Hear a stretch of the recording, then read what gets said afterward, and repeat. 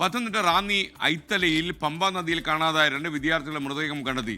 +2 വിദ്യാർത്ഥികളായ Joshin, Chris എന്നിവരാണ് മരിച്ചത്. അവരുടെ മൃതദേഹമാണ് ഇപ്പോൾ കണ്ടെത്തിയിരിക്കുന്നത്. ഷിജോ കുര്യൻ അവിടെ നിന്നും ചേരുകയാണ്. ഷിജോ, വിവരങ്ങൾ.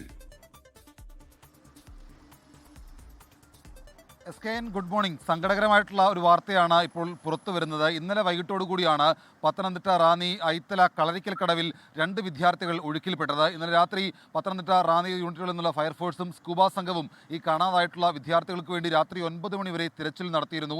അല്പം ദുർഘടം പിടിച്ച ഒരു സ്ഥലമാണ്. വലിയ ആഴമുണ്ട്, മണൽത്തിട്ടകളൊക്കെ ഇളകി മാറി അവിടെ വലിയ ആഴമുണ്ട്. അപ്പോൾ ഇന്നലെ ഈ മൈലപ്പുറ ബദനി സ്കൂളിലെ +2 വിദ്യാർത്ഥികളായിട്ടുള്ള ജോഷിൻ, ക്രിസ്, മൈലപ്പുറ കോന്നിയിലെ സ്വദേശികളാണ്. ക്രിസും ജോസിനും ഇവരാണ് കൂട്ടുകാർക്കൊപ്പം ഒരു സുഹൃത്തിൻ്റെ ജന്മദിനം ആഘോഷിക്കാൻ വേണ്ടി റാന്നിയിലെ വീട്ടിലേക്ക് പോയത്. ആ വീട്ടിലേക്ക് പോയതിന് പിന്നാലെ ഈ പറയുന്ന ഐത്തല കളരിക്കൽ കടവിലേക്ക് കുളിക്കാൻ വേണ്ടി വരികയായിരുന്നു. അപ്പോൾ ഈ 10 പേരാണ് പോയത്. അപ്പോൾ 8 പേര് ആദ്യം ഈ ആറ്റിലിറങ്ങാൻ, പമ്പാ നദിയിൽ ഇറങ്ങാൻ മടിച്ചിരുന്നുവെങ്കിലും ക്രിസും ജോഷിനും തോട്ടിലേക്ക് ഇറങ്ങുകയാണ് ചെയ്തത്.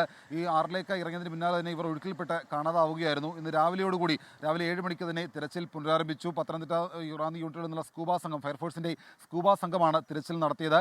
ഈ കളരിക്കൽ കടവിന് താഴെയായിട്ട് ഒരു ഇല്ലികൾ നിൽക്കുന്ന ഒരു ഭാഗമുണ്ട്. ആ ഇല്ലികളോട് ചേർന്നുള്ള സ്ഥലത്ത് വെച്ചാണ് ഈ 2 വിദ്യാർത്ഥികളുടെയും മൃതദേഹം കണ്ടെത്തിയത്. ഇന്നലെ വൈകിട്ട് 5:30 ഈ വിദ്യാർത്ഥികൾ 2 പേരും ഒഴുക്കിൽപ്പെട്ട് കാണാതായത്. മൈലപ്പുറ ബദനി സ്കൂളിലെ +2 വിദ്യാർത്ഥികളാണ്. അങ്ങേയറ്റം സങ്കടകരമായിട്ടുള്ള വാർത്തയാണ്. രാവിലെ 7 മണിയോടുകൂടി തന്നെ മൃതദേഹം കണ്ടെത്തിയിട്ടുണ്ട്. അതിൻ്റെ ദൃശ്യങ്ങളും നമുക്ക് ചില ചിത്രങ്ങൾ കൂടി ലഭിച്ചിട്ടുണ്ട്. പുറത്ത് കൃത്യമായിട്ട് കാണിക്കാൻ കഴിയുന്ന രീതിയിലല്ല. കാരണം വിദ്യാർത്ഥികൾ ഒഴുക്കിൽപ്പെട്ട് രാവിലെ നേരത്തോട് നേരം കഴിയുന്ന ഒരു സമയത്താണ് ഈ വിദ്യാർത്ഥികൾ 2 പേരുടെയും മൃതദേഹം കണ്ടെത്തിയിരിക്കുന്നത്. 8 കൂട്ടുകാർക്കൊപ്പം ഒരു സുഹൃത്തിൻ്റെ ജന്മദിനം ആഘോഷിക്കാൻ വേണ്ടിയാണ് +2 വിദ്യാർത്ഥികളായിട്ടുള്ള ഈ 10 സംഘം അവിടേക്ക് പോയത്. അതിൽ എല്ലാവരും കൂടെ വീട്ടിലൊക്കെ ജന്മദിനാഘോഷമൊക്കെ കഴിഞ്ഞിട്ട് കുളിക്കാൻ വേണ്ടി ഐത്തല കളരിക്കൽ കടവിലേക്ക് വരികയായിരുന്നു. അപ്പോൾ അതിന് ആദ്യമേ ആളുകൾ പറഞ്ഞിരുന്നു, ഇറങ്ങരുതെന്നൊക്കെ പറഞ്ഞിരുന്നു. പക്ഷേ അത് കേൾക്കാതെ ഈ 2 ജോസിനും ക്രിസും തോട്ടിലേക്ക് ഇറങ്ങുകയും അതിനകത്തുനിന്ന് അവർ ഒഴുക്കിൽപ്പെടുകയുമാണ് ചെയ്തത്.